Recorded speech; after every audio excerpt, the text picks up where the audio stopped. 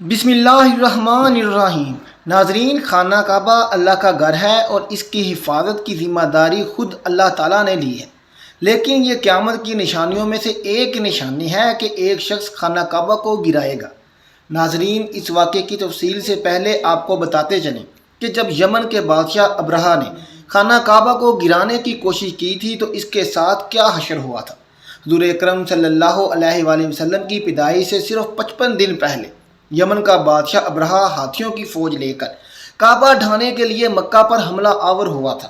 اس کا سبب یہ تھا کہ ابرہہ نے یمن کے دارالسلطنت صنعا میں ایک بہت ہی شاندار اور عالی شان گرجا گھر بنایا اور یہ کوشش کرنے لگا کہ عرب کے لوگ بجائے خانہ کعبہ کے یمن آ کر اس گرجا گھر کا حج کیا کریں۔ جب مکہ والوں کو یہ معلوم ہوا تو قبیلہ کنانہ کا ایک شخص غیظ و غضب میں جل بھن کر یمن گیا اور وہاں کے گرجا گھر میں پخانہ کر کے اس کو نجاست سے لت پت کر دیا۔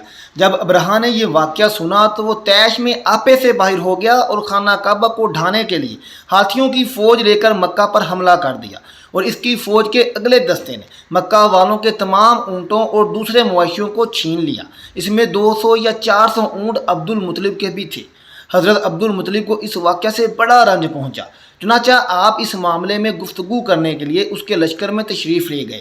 جب ابرہہ کو معلوم ہوا کہ قریش کا سردار اس سے ملاقات کرنے کے لیے آیا ہے تو اس نے آپ کو اپنے خیمے میں بلا لیا، اور جب حضرت عبد المطلب کو دیکھا کہ ایک بلند قامت، روبدار اور نہایت ہی حسین و جمیل آدمی ہیں جن کی پیشانی پر نور نبوت کا جاہ و جلال چمک رہا ہے، تو صورت دیکھتے ہی ابرہہ معروب ہو گیا اور بے اختیار تخت شاہی سے اتر کر آپ کی تعظیم و تکریم کے لیے کھڑا ہو گیا اور اپنے برابر بٹھا کر دریافت کیا کہ کہیے سردار قریش، یہاں آپ کی تشریف آوری کا کیا مقصد ہے؟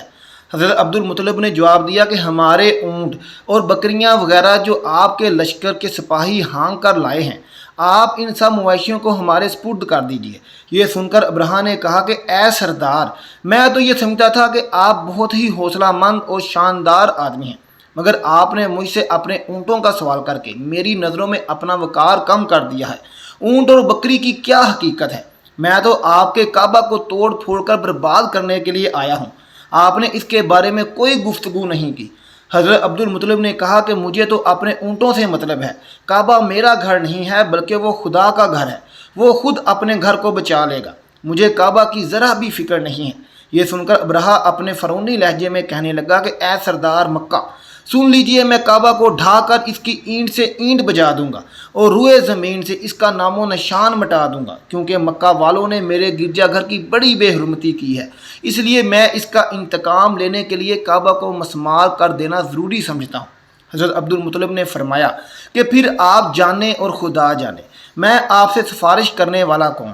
اس گفتگو کے بعد ابرہہ نے تمام جانوروں کو واپس کر دینے کا حکم دے دیا، اور عبد المطلب تمام اونٹوں اور بکریوں کو ساتھ لے کر اپنے گھر چلے آئے، اور مکہ والوں سے فرمایا کہ تم لوگ اپنے اپنے مال مویشیوں کو لے کر مکہ سے باہر نکل جاؤ اور پہاڑوں کی چوٹیوں پر چڑھ کر اور دروں میں چھپ کر پناہ لو۔ مکہ والوں سے یہ کہہ کر پھر خود اپنے خاندان کے چند آدمیوں کو ساتھ لے کر خانہ کعبہ میں گئے اور دروازے کا حلقہ پکڑ کر انتہائی بے قراری اور گریہ ورزی کے ساتھ دربار باری میں اس طرح دعا مانگنے لگے کہ اے اللہ، بے شک ہر شخص اپنے اپنے گھر کی حفاظت کرتا ہے، لہذا تو بھی اپنے گھر کی حفاظت فرما اور صلیب والوں اور صلیب کے بیچاریوں کے مقابلے میں اپنی اطاعت شاروں کی مدد فرما۔ حضرت عبد المطلب نے یہ دعا مانگی اور اپنے خاندان والوں کو ساتھ لے کر پہاڑی کی چوٹی پر چڑھ گئے اور خدا کی قدرت کا جلوہ دیکھنے لگے۔ ابرہہ جب صبح کو خانہ کعبہ ڈھانے کے لیے اپنے لشکر جرار اور ہاتھیوں کی قطار کے ساتھ آگے بڑھا اور مقام مغمز میں پہنچا تو خود اس کا ہاتھی، جس کا نام محمود تھا، ایک دم بیٹھ گیا۔ ہر چند مارا اور بار بار لڑکارا مگر ہاتھی نہیں اٹھا۔ اسی حال میں قہر الہی ابابیلوں کی شکل میں نمودار ہوا، اور ننھے ننھے پرندے جھنڈ کی جھنڈ، چونچ اور چونچ میں 3 کنکریاں تھیں، سمندر کی جانب سے حرم کعبہ کی طرف آنے لگے۔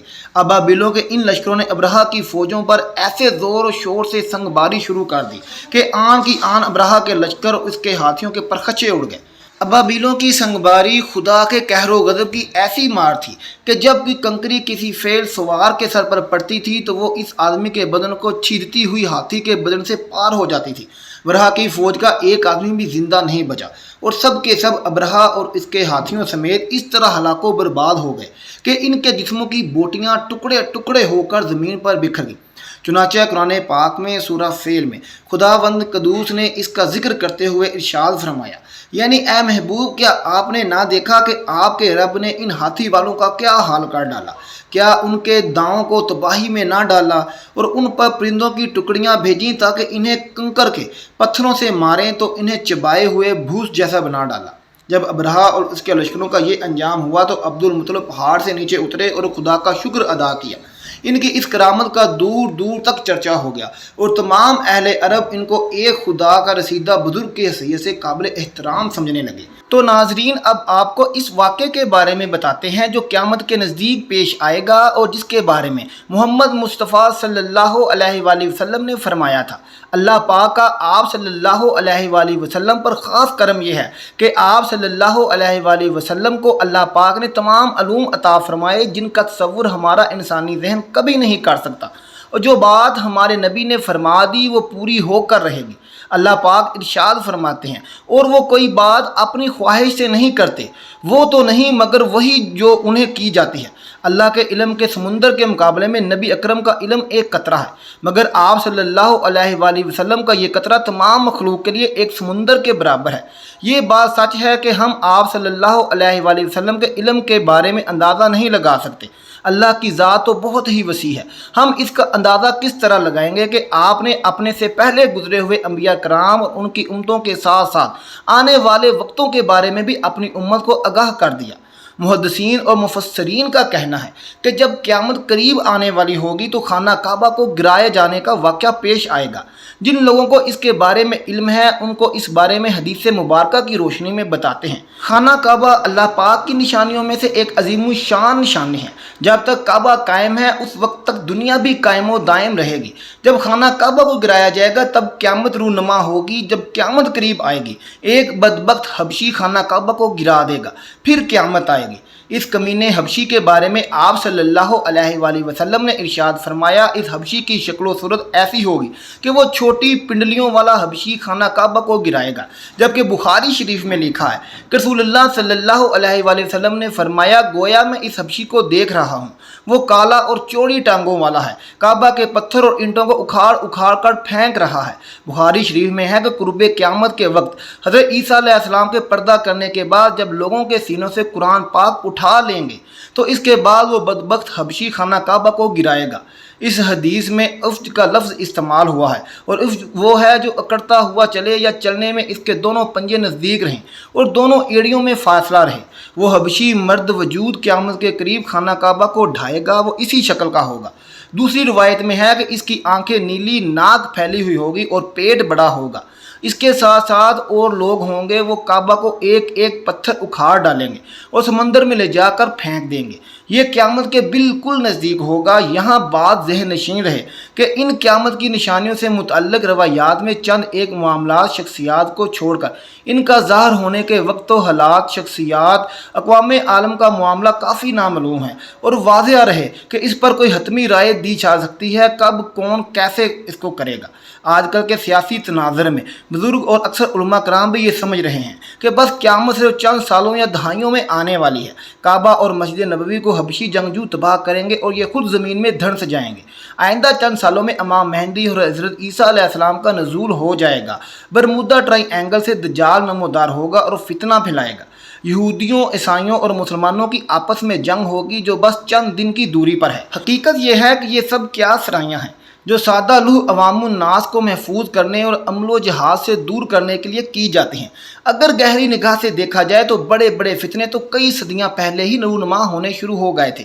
کتنے ہی لوگوں نے مہدی ہونے کا ڈرامہ رچایا، کتنی ہی دفعہ مسلمان اور یہود و نصارہ میں بڑی دو جنگیں ہوئیں، کتنی مرتبہ قبلہ اول فتح ہوا، کتنی مرتبہ قبلہ اول پر یہودیوں کا قبضہ رہا، کتنی مرتبہ دجال نما انسان پیدا ہوئے، لیکن ان کا ذکر قرب قیامت کے سلسلے میں نہیں ہوتا۔ صرف 20ویں اور 21ویں صدی کے سیاسی معاملات و واقعات کو ہی قرب قیامت سمجھ لیا جانے لگا ہے، جبکہ نبی کریم صلی اللہ علیہ وآلہ وسلم کے ایک فرمان کے مطابق آپ کی وفات کے بعد کا سارا زمانہ قرب قیامت ہی ہے، چاہے کتنی صدیاں بیت جائیں۔ لہٰذا علماء کو چاہیے کہ آج کل کے سیاسی پروپیگنڈے سے متاثر ہو کر ان عوام الناس کو محفوظ کرنے کی بجائے ان کو نیک اعمال، جہاد فی سبیل اللہ کی ترغیب دیں۔ اللہ تعالیٰ سے دعا ہے کہ اللہ ہمیں نیک کام کرنے کی توفیق دے اور برائیوں سے دور رہنے کی ہمت و توفیق عطا فرمائے، آمین ثم آمین۔ آخر میں محترم ناظرین، کومنٹ باکس میں ایک بار سبحان اللہ ضرور لکھ دیں اور ہمارا چینل سبسکرائب کریں تاکہ ہر آنے والی نئی ویڈیو سب سے پہلے آپ تک پہنچ سکے۔ بہت شکریہ۔